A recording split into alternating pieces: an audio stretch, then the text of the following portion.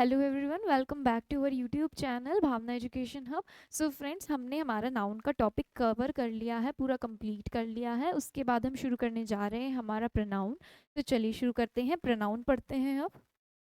तो नाउन की बातों के बाद अब हम प्रोनाउन पढ़ेंगे। तो प्रोनाउन को देख लेते हैं पहले, प्रोनाउन होता क्या है। तो प्रोनाउन होता है हमारा, pronoun a word which replace a noun. यानी हमारा जो प्रोनाउन है एक ऐसा वर्ड है जो हमारे नाउन को रिप्लेस कर देगा, हटा देगा, रिप्लेस कर देगा। प्रोनाउन क्या करता है, नाउन को रिप्लेस कर देता है। अब नाउन को रिप्लेस करने की बात क्यों आई है, नाउन को रिप्लेस क्यों करना है? टू अवॉइड इट्स रिपीटिशन, यानी कि रिपीटिशन को अवॉइड करने के लिए। टू अवॉइड इट्स रिपीटिशन, यानी रेपिटेशन को अवॉइड करने के लिए नाउन की हमने क्या निकाला है, प्रोनाउन निकाला है। हम क्या करेंगे, नाउन के प्लेस पे प्रोनाउन को लिख देंगे। तो ये है हमारा प्रोनाउन। तो प्रोनाउन का यूज समझ में आ गया है। बिना वेस्ट के टाइम चलते हैं ना प्रोनाउन के काइंड्स की ओर, यानी टाइप्स की ओर। तो हम क्या पढ़ेंगे, प्रोनाउन के काइंड्स। तो काइंड्स पढ़ते हैं। पहला हमारा क्या है काइंड, पर्सनल प्रोनाउन।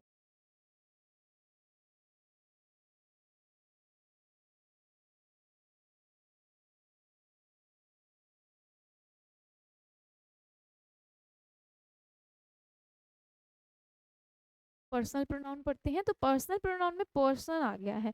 तो पर्सन क्या होता है, मैं आप, मतलब एक स्पेसिफिक पर्सन के लिए है। तो मैं इसके वर्ड्स लिख देती हूँ। क्या होता है ये, आई,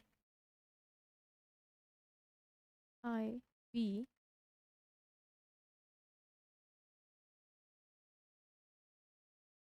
इट या दे। ठीक है। यानी पर्सनल प्रोनाउंस क्या है, हमारा एक पर्सन से रिलेटेड है, रेफर्स टू अ पर्सन। एक पर्सन के लिए, स्पेसिफिक पर्सन, अ पर्सन। अब आई का आगे क्या लिखेंगे हम, माई। वी का our, your, his, her, its, their. ठीक है। अब इसका हम लिखते हैं ऑब्जेक्टिव, यानी मी, अस, योर। इसका हिम हो जाएगा, यहाँ पर आर नहीं आएगा। इट्स का इट हो जाएगा, और देयर का दैम, दे का दैम हो जाएगा।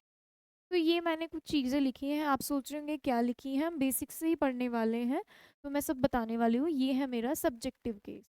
क्या है मेरा सब्जेक्टिव केस। सब्जेक्टिव केस का मतलब क्या है, ये वर्ड्स आपको कहाँ देखने के लिए मिलेंगे, सब्जेक्ट की जगह, यानी कि सेंटेंस की स्टार्टिंग में। नेक्स्ट वर्ड क्या है मेरा, माई, अवर, योर। ये सब आपको पॉजेसिव केस है, यानी कि आपको पोजेशन दिखाने के लिए बताएंगे।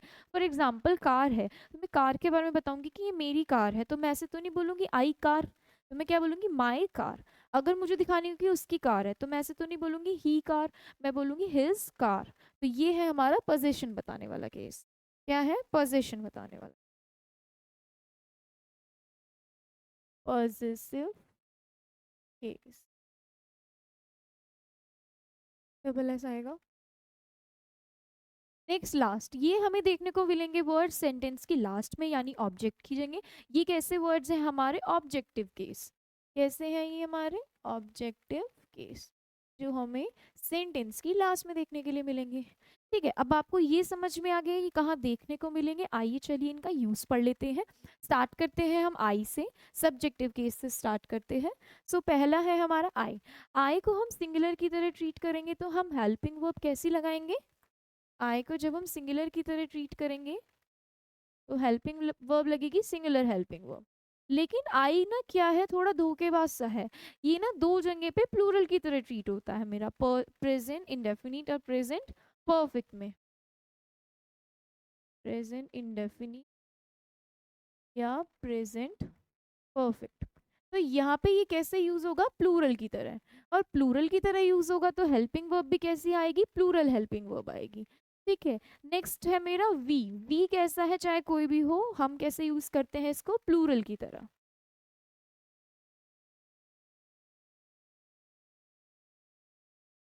ठीक है, ये सिंगुलर हो या प्लूरल हो, ओनली प्लूरल की तरह यूज हो।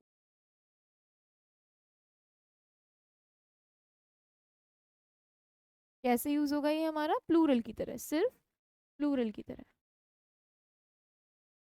ठीक है, नेक्स्ट है हमारा यू। यू कैसे यूज होगा हमारा, अगर सिंगल यानी एक जना होगा तो भी हमारा यू लगेगा, अगर बहुत सारे होंगे तो भी यू लगेगा। यानी कि अगर मैं एक बंदे की बात करूँ तो भी मेरे लिए वो यू है, अगर मैं चार बंदे की बात करूँ तो मेरे लिए वो क्या है, सारे यू ही है। तो यहाँ पर क्या होगा, सिंगुलर होगा या प्लूरल होगा, लेकिन हेल्पिंग वर्ब कैसी आएगी, प्लूरल हेल्पिंग वर्ब। नेक्स्ट है मेरा ही। ही हमने पढ़ा था नाउन जेंडर में, ये है क्या है, मैस्कुलिन। तो ये क्या होगा, मेल होगा, और हेल्पिंग वर्ब कैसी लगेगी, सिंगुलर हेल्पिंग वर्ब। नेक्स्ट है मेरा फीमेल, सॉरी शी। शी क्या है मेरा, फेमिनाइन यानी कि फीमेल। तो इसके साथ हेल्पिंग वर्ब कैसी लगेगी, सिंगुलर हेल्पिंग वर्ब। अब इट का हमें नहीं पता, इट का कॉन्सेप्ट अभी क्लियर नहीं है, लेकिन हेल्पिंग वर्ब मुझे इतना पता है कैसी लगेगी, सिंगुलर हेल्पिंग वर्ब लगेगी। नेक्स्ट है मेरा दे। दे कैसा है मेरा, प्लूरल है। ठीक है, ऊपर वाले तीनों को मिलाकर दे बनता है। मान लो ही का ग्रुप है, मतलब लड़कों लड़कों का ग्रुप है, तो ही का प्लूरल क्या हो जाएगा मेरा, दे हो जाएगा। तो ये क्या हो जाएगा मेरा, प्लूरल है, और हेल्पिंग वर्ब भी कैसी लगेगी, प्लूरल हेल्पिंग वर्ब। शी का अगर प्लूरल देखना होगा तो भी यही होगा, इट का प्लूरल देखना होगा तो भी यही होगा। तो ये है मेरी सारी सब्जेक्टिव केस, यानी कि कैसे यूज होंगे, हेल्पिंग वर्ब कैसी लगेगी, वो है। नेक्स्ट है पॉजिटिव केस, ये तो पोजीशन दिखाएगा, जिस किसी का भी होगा डायरेक्ट ले लेंगे।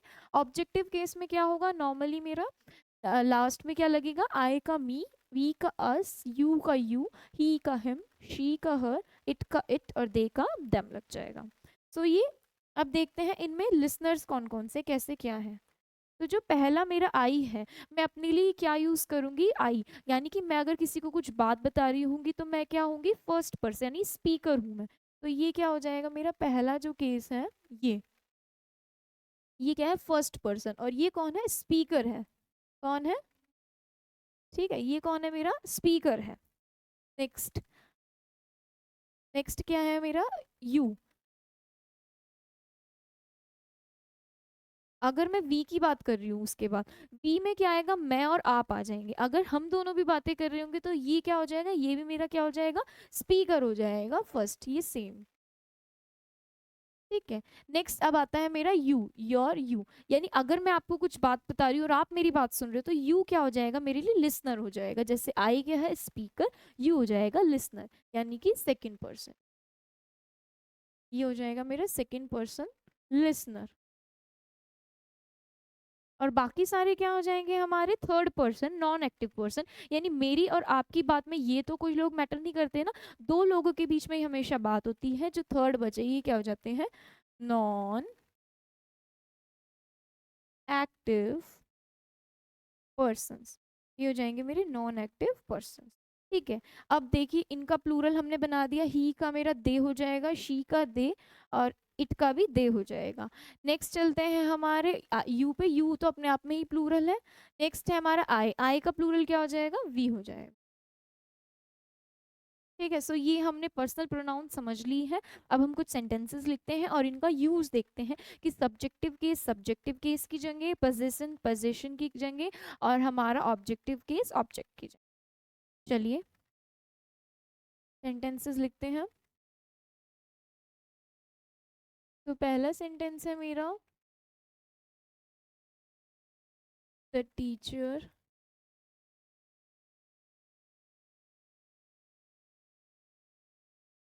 Called I,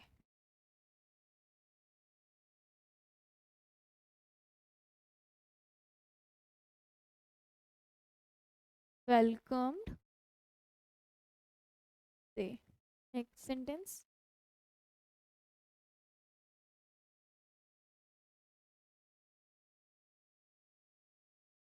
the Priya distributed the sweets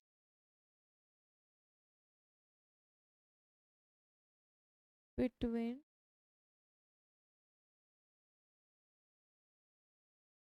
next sentence,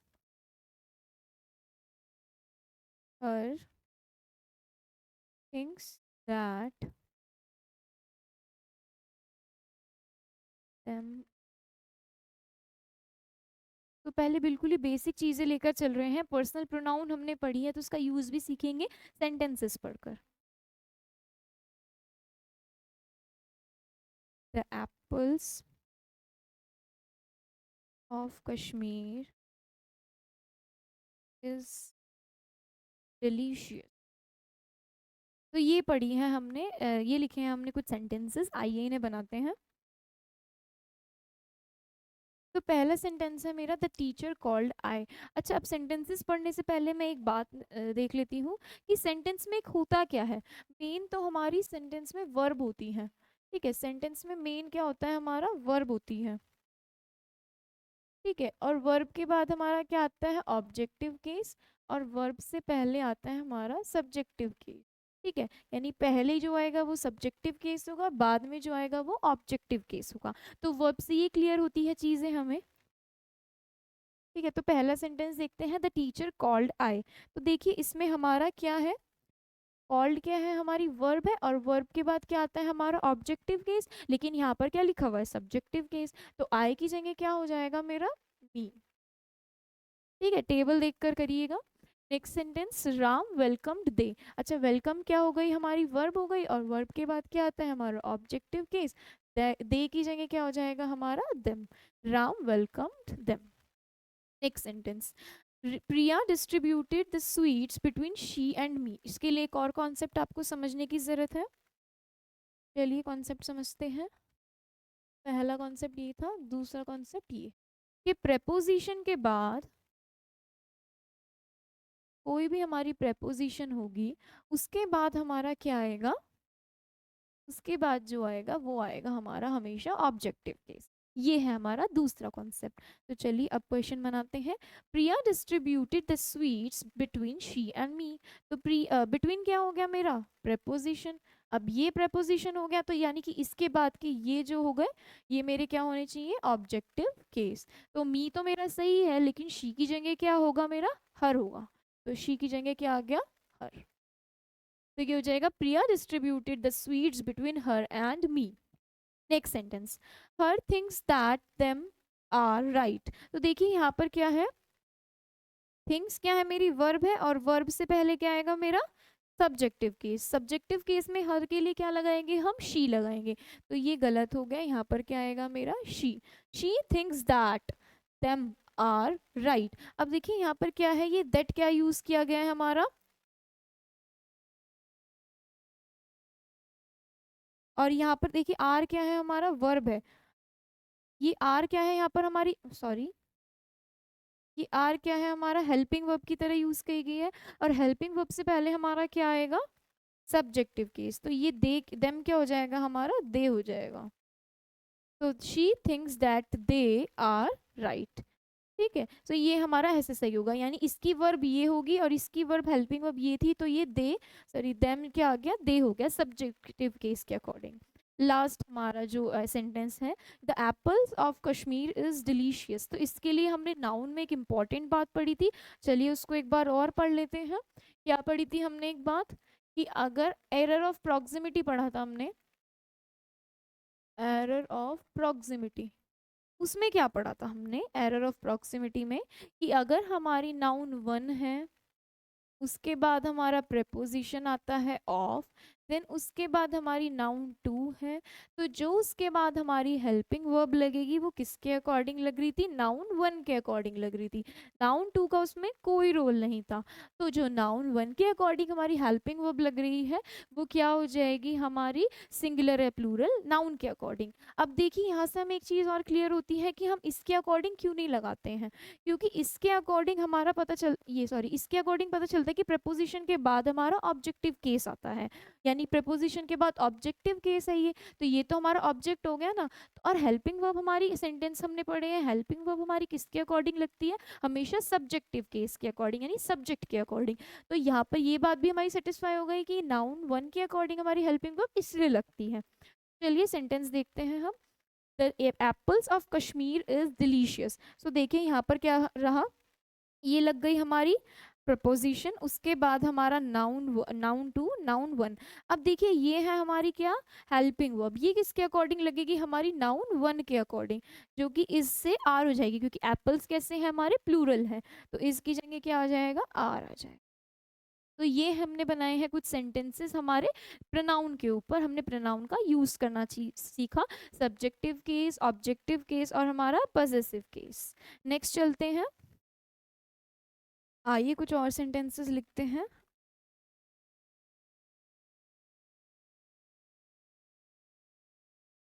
first sentence, he with they are going. Next sentence, she like I am a teacher. Next sentence,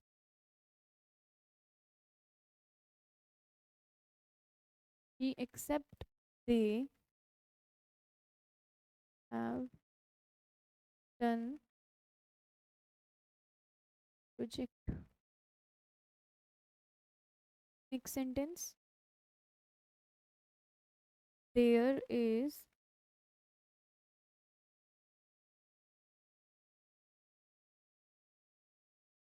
there is there is no conflict between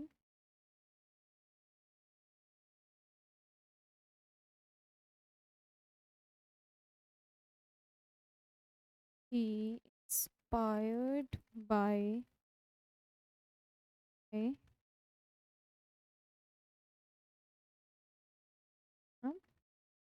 doing it।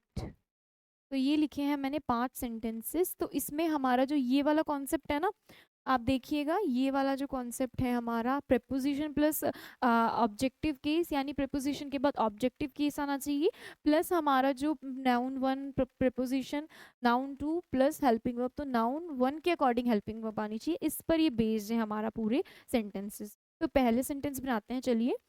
He with they are going. तो ही क्या हो गया मेरा, noun one, with मेरा क्या हो गया, preposition. Preposition के बाद आना चाहिए था मेरा ऑब्जेक्टिव केस, यानी कि यहाँ पर आ जाएगा मेरा देम। तो ही विद देम आर गोइंग। अब आर हमने लिख रखा है दे के अकॉर्डिंग लिखा हुआ था, लेकिन यहाँ पर क्या है, noun one preposition, noun two, helping verb is according to noun one. So helping verb हमारी किसके अकॉर्डिंग आएगी, ही के अकॉर्डिंग, यानी इज आएगी, यानी ये आएगी मेरे इसके अकॉर्डिंग। तो आई होप आपको ये समझ में आया होगा। और प्रैक्टिस करते हैं। She like I am a teacher. So she क्या हो गया मेरा, नाउन वन, लाइक क्या हो गया मेरा, प्रेपोजिशन। उसके लाइक हमारा वर्ब भी यूज होता है, प्रेपोजिशन भी यूज होता है, इसमें कंफ्यूज नहीं होना है, प्रेपोजिशन। देन हमारा उसके बाद क्या आना चाहिए, हमारा ऑब्जेक्टिव केस, तो यहाँ पर आएगा मी। अब देखिए यहाँ पे आई के अकॉर्डिंग एम लिख रखा है, लेकिन एम तो नहीं आना चाहिए, तो यहाँ पर क्या आएगा मेरा, एम के लिए शी के अकॉर्डिंग इज अ टीचर, यानी कि उसकी तरह मैं भी एक टीचर हूँ। She like me is a teacher, यानी मेरी तरह वो एक टीचर है। तो ये हो गया मेरा सेंटेंस। नेक्स्ट चलते हैं। ऐसे भी लिख सकते हैं, she is a teacher like me, यानी सेंटेंस पूरा ये सही है। She is a teacher like me. Next sentence, she except they have done the project. So except क्या हो गया यहाँ पर मेरा, प्रेपोजिशन, वही सेम प्रेपोजिशन के बाद क्या आएगा, ऑब्जेक्टिव केस, यानी यहाँ हो जाएगा मेरा देम। देम के अकॉर्डिंग ये हेल्पिंग वर्ब लगी है, वो नहीं आएगी, वो किसके अकॉर्डिंग आएगी मेरी, शी के अकॉर्डिंग, नाउन वन के अकॉर्डिंग, यानी कि हैज। तो ये हो जाएगा मेरा, she except them has done the project, यानी कि इसका मतलब क्या बैठता है, she has done the project except them, यानी उसने अपना प्रोजेक्ट कर लिया है उनको छोड़कर।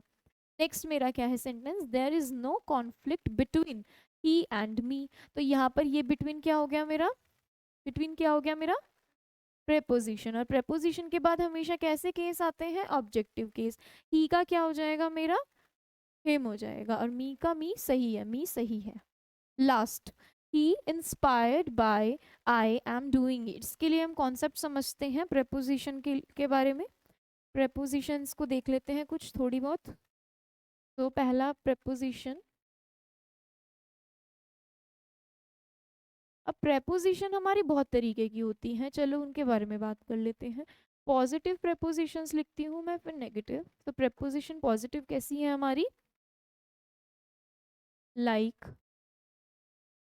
विद, along with या टुगेदर विद, ये सारी हमारी कैसी हैं प्रपोजिशन? पॉजिटिव हैं। नेक्स्ट प्रपोजिशंस जो नेगेटिव हैं वो कैसी हैं हमारी? Unlike, without, except, but. ये सारी जो हमारी प्रपोजिशंस हैं मतलब क्या दे रही है हमारा को? के अलावा, यानी इसके अलावा, इसके अलावा। सो ये क्या दे रही है हमें मतलब? अनलाइक, विदाउट, एक्सेप्ट, बट, ये क्या है? सारी इनके अलावा जो चीज़ जहाँ पर ये यूज़ होंगी। अब एक मेन पढ़ते हैं हम प्रपोजिशन, क्या है वो हमारी? क्या है ये? Prepositional phrase. प्रपोजिशनल फ्रेज, ये भी एक इम्पॉर्टेंट चीज़ है हमारी प्रपोजिशनल स्टेट। इसमें क्या होगा? हमारा वर्ब की थर्ड फॉर्म आएगी और प्लस प्रपोजिशन आएगी। ठीक है, अब मैं कुछ ऐसी प्रपोजिशंस लिखती हूँ जिसमें वर्ब की थर्ड फॉर्म और प्रपोजिशन आएगा, जैसे followed by, led by, inspired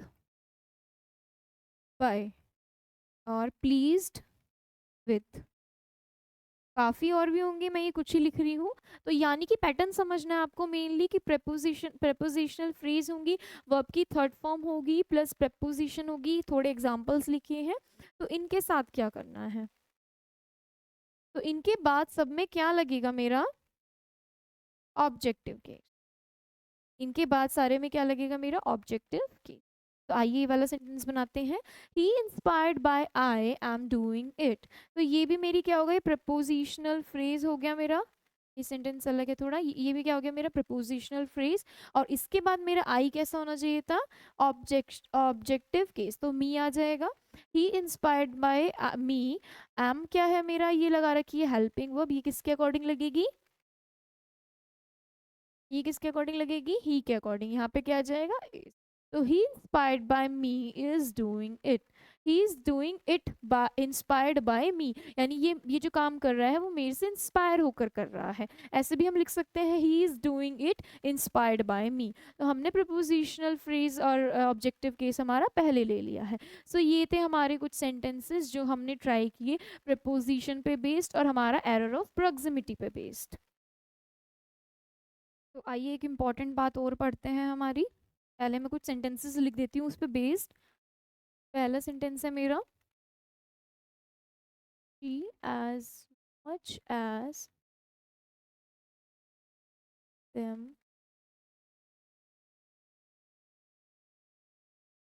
working hard as well as her are helping poor. Next क्या है? श्याम इज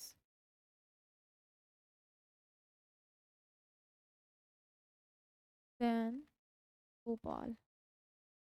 तो ये मैंने कुछ सेंटेंसेस लिखे हैं, आइए इसका कॉन्सेप्ट समझते हैं।